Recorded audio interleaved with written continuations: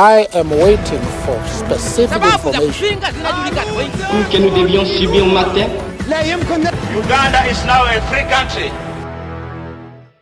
Hello and welcome back to the Deep Talk. Today's episode is a continuation of the last one, and if you haven't watched the previous episode, make sure to do that so that you can have a clear image of what is being discussed. I am Michaela Gomez, and let's have a chat.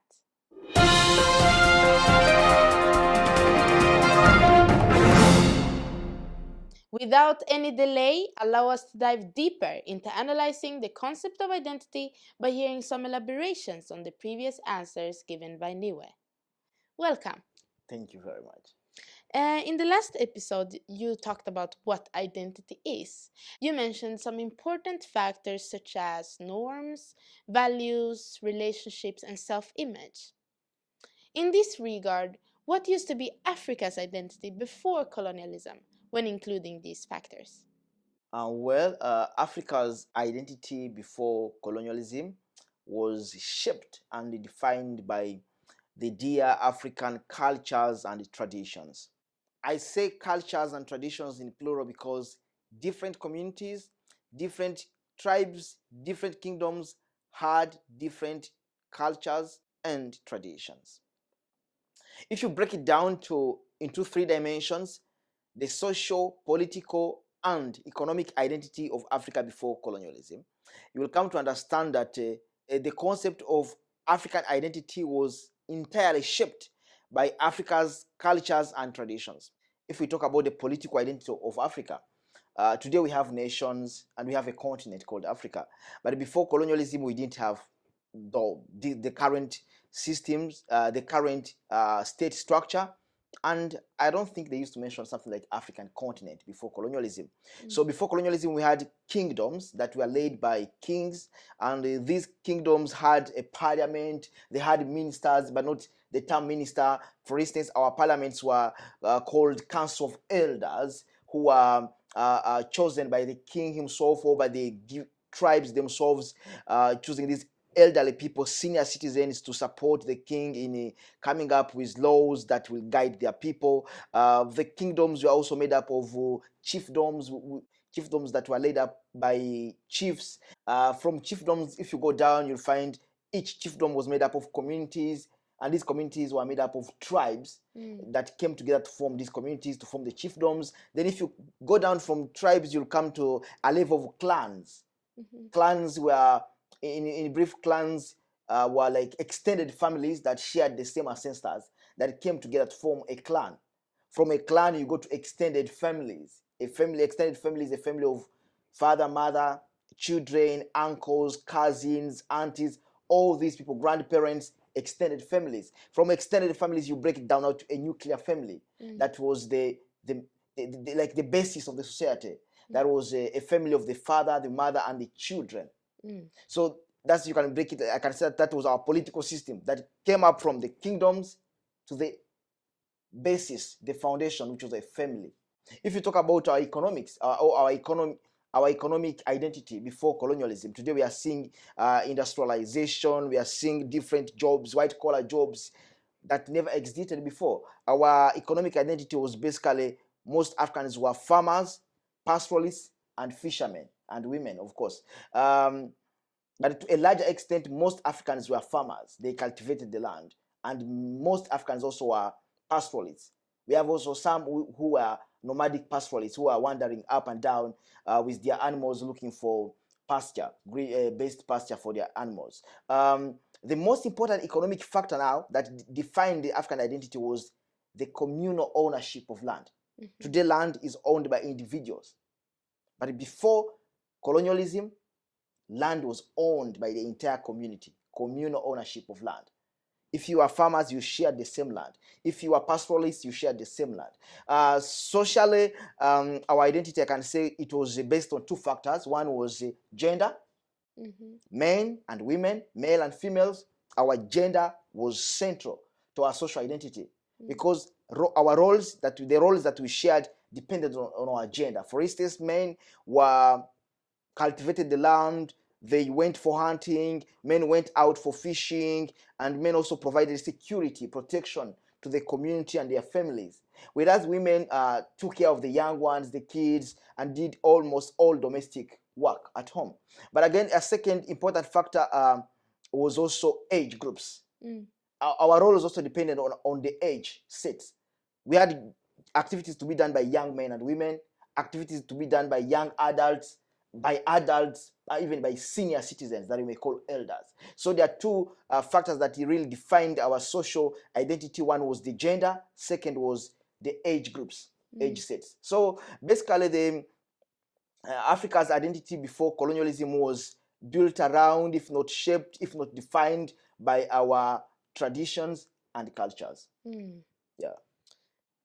You mentioned that barbaric slave trade and colonialism have shaped Africa's current identity. I would like to ask you, in what way? If we begin with slave trade, before slave trade, Africans lived together as one people. They loved each other. We had our differences, of course, we are human beings. We had some disputes here and there. But generally, Africans lived together peacefully. But when these slave traders came to Africa, they reduced Africans from being human beings to commodities, merchandise to be sold to make money. Africans who had lived together for years and years as brothers and sisters, they were divided in that the Arab traders were telling one community, you can sell us young men and women from that community and we'll give you money. So people who are living together as brothers and sisters began looking at each other as commodities. They brought disunity. They also brought war, because when these people attacked these communities to get slaves, they ended up fighting.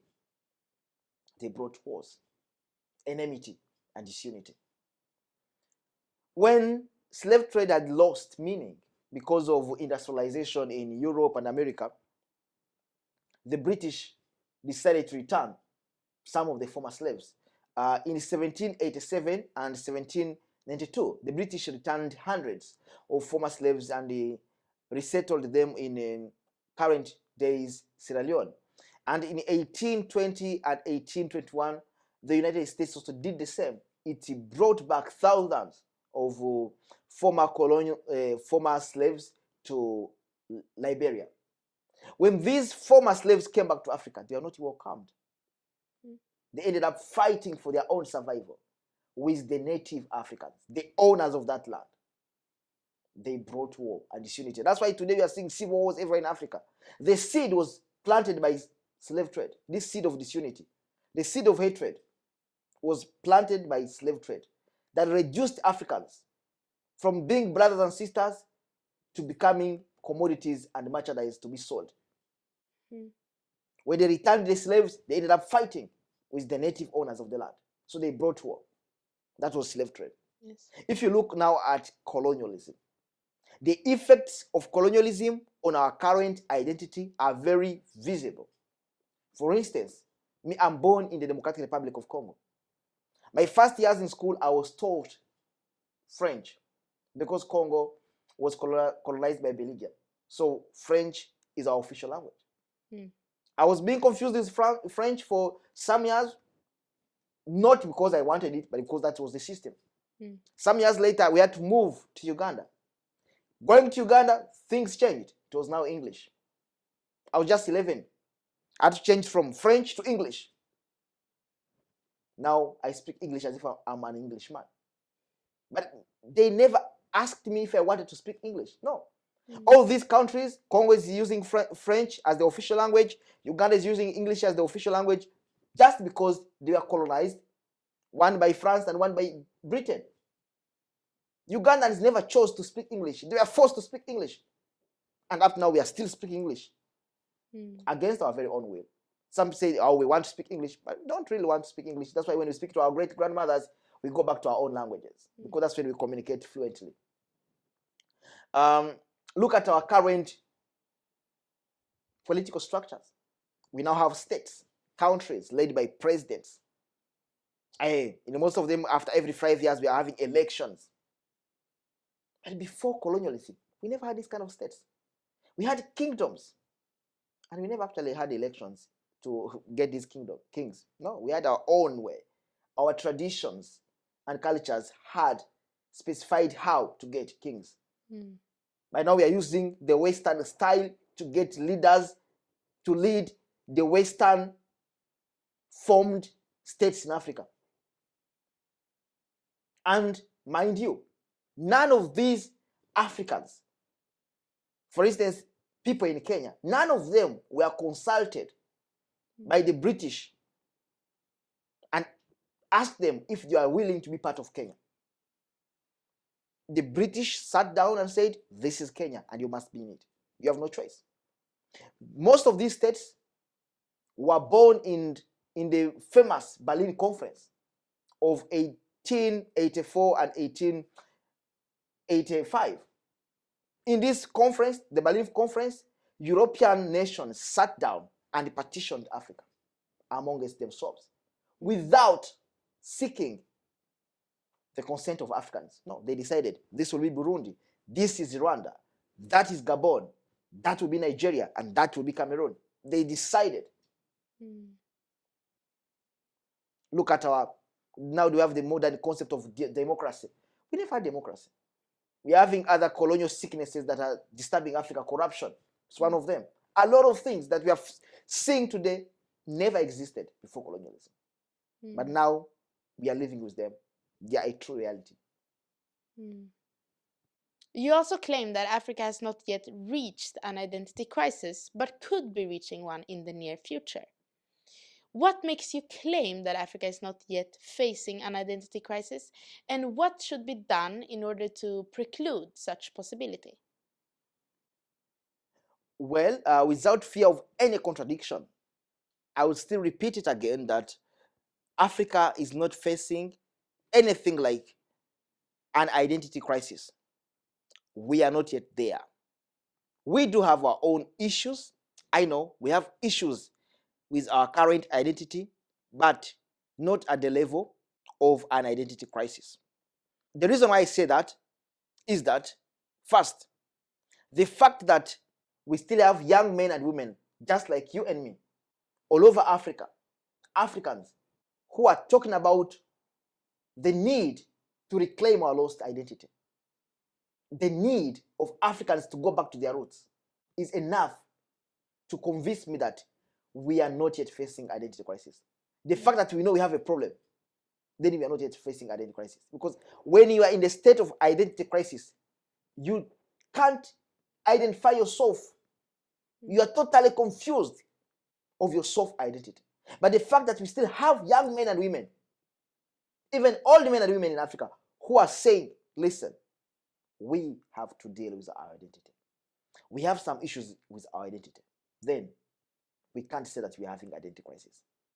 Again, if you look at some of our leaders in Africa, they are working hard to bring their populations, their people, to their roots. For instance, the late president of Tanzania, President John Pombe Magufuli, was leading Tanzania just like an African leader. He was doing everything possible to ignore the Western ideologies of politics. He was leading Tanzania just like an African. Look at Rwanda. President Paul Kagame, he's leading Rwanda like an African leader. I know so many people have a lot of reservations against President Kagame. I do understand them. But I also have my own reasons as to why I do believe that leaders like President Kagame represent Africa. For instance, if you'll allow me to go a little bit deep on the issue of Rwanda. Some years back, Rwandans lived together as united people. Then the Belgians came in, they divided them. These are the Tutsi, these are the Twa, these are the Hutu. They favored some and ignored the other. In 1994, the Rwandese began killing each other in the well-known genocide of 1994. The Hutu killed the Tutsi. Of course, also some Hutu were also killed. You know what I'm saying?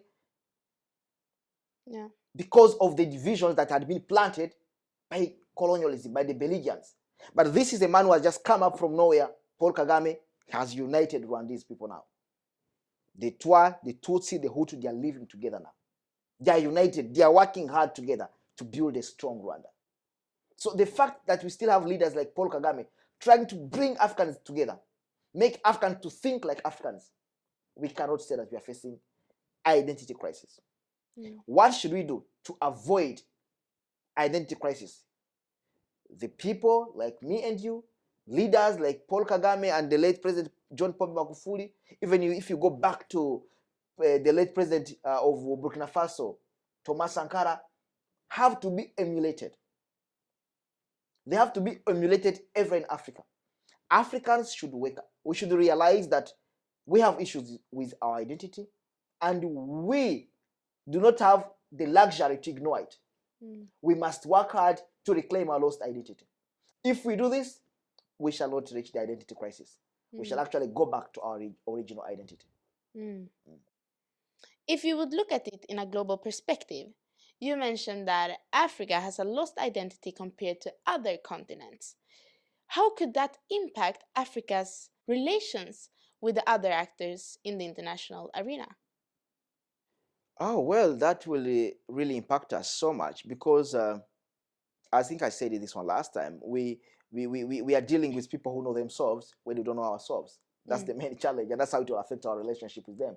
You know, that's why you see they don't allow old men dating young girls. They make sure like you are the same level of understanding, because it's an old man.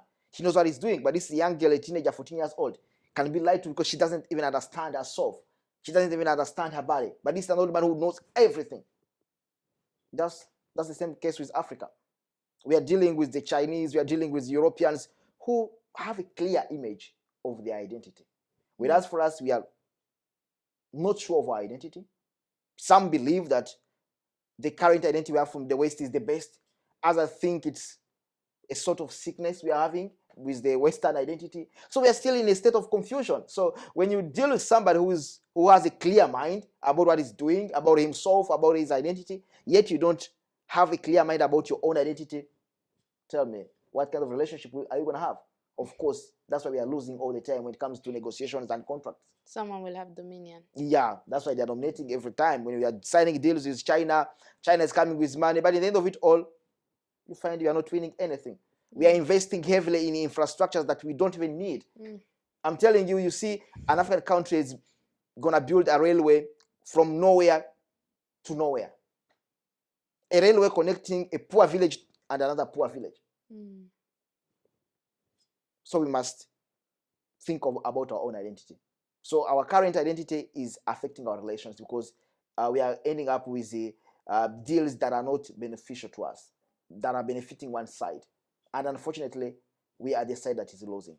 Yeah. Thank you so much for your clarification, Niwe. It's always a pleasure talking to you. You're welcome. And thank you, our dear viewers, for watching. Today we are finalizing the concept of identity, meaning that this is the last episode on this topic.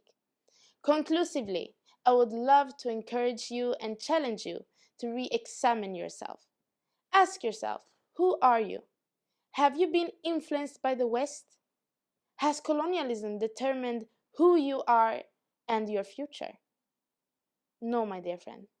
Let us re-identify ourselves and become original as we once were.